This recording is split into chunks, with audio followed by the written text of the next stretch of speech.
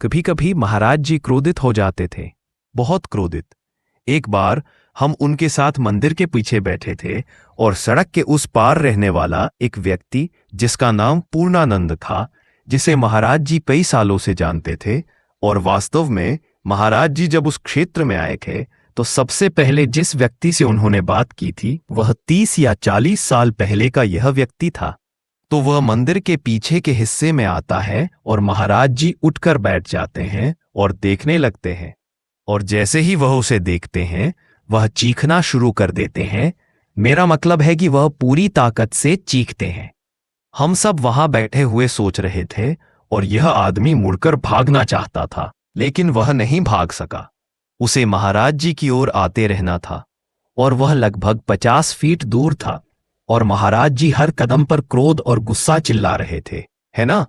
तो वह आदमी आता है और झुकता है और महाराज जी उसकी पीठ पर मुक्का मारना शुरू कर देते हैं और उस पर चिल्लाते हैं।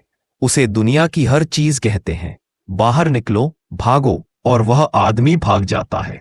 और जब वह चला जाता है तो महाराज जी कहते हैं, ही। तो हमें बाद में पता चला कि इस आदमी के पास कोई नौकरी नहीं थी, उसके पास कुछ भी नहीं था। इसलिए महाराज जी ने उसके लिए एक नौकरी बनाई। वह सरकार चलाने वाले लोगों को जानते थे। सरकारी बसें उस इलाके से गुजरती थीं, इसलिए इस आदमी को बसों की गिनती करने का काम मिला, और इसके लिए उसे हर महीने एक निश्चित राशि मिलती थी ताकि वह अपने 13 लोगों के परिवार का भरण पोषण कर सके। उस दिन पहले उसे उसका वेतन मिल गया था और उसने सारा पैसा हशीश, चरस पर खर्च कर दिया था, क्योंकि वह हर समय चरस पीता था, और अब उसका परिवार अगले महीने भूखा रहने वाला था। बेशक महाराज जी ये सब जानते थे और इसीलिए वह उस पर चिल्ला रहे थे।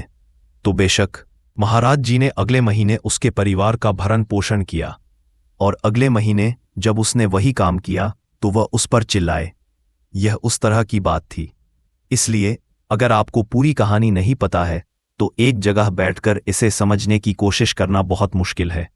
ये प्राणी जो सब कुछ जानते हैं, आप कहाँ जाएंगे कहेंगे, हम कुछ नहीं जानते। आप जानते हैं, हम सिर्फ बाहरी चीजें देखते हैं, हम पूरी कहानी नहीं देखते।